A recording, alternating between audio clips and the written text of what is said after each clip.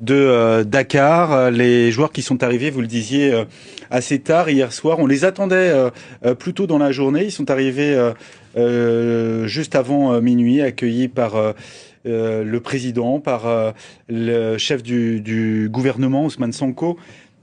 Ces joueurs qui sont donc attendus, vous le disiez Julien, en fin d'après-midi au palais présidentiel où ils vont recevoir donc les honneurs de l'État sénégalais pour cette deuxième étoile.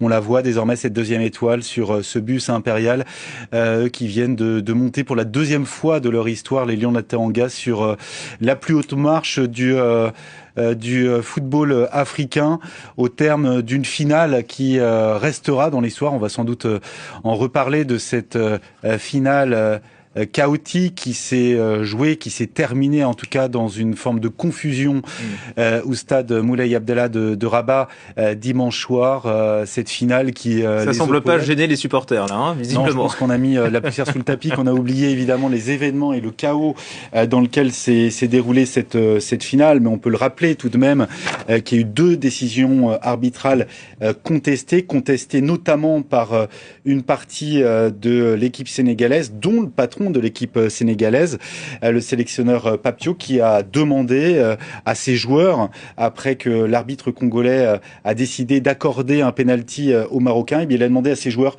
de regagner les vestiaires, et ce avant même que le penalty ne soit tiré, avant même que le coup de sifflet final de cette rencontre ne soit donné par l'arbitre. Il restait encore un espoir, les Sénégalais étaient encore en vie, et puis il y a un homme qui sera célébré tout particulièrement, on l'imagine cet après-midi, c'est bien sûr Sadio Mané qui a convaincu le reste de ses coéquipiers de revenir sur la pelouse.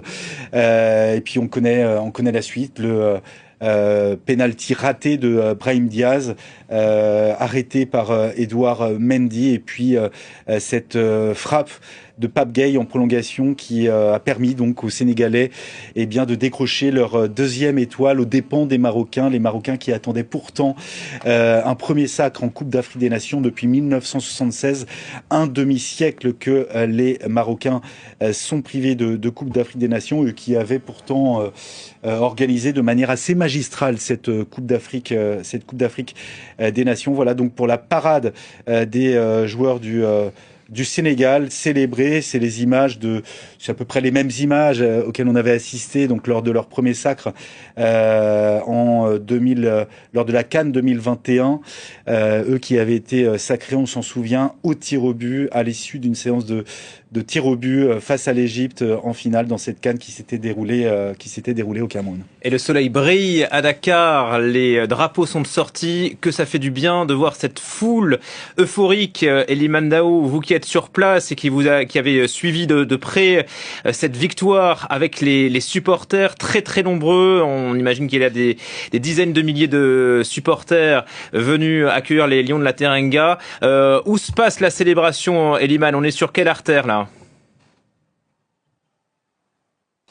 Écoutez, actuellement, le bus est sur l'autoroute Seydina Limamoulaye.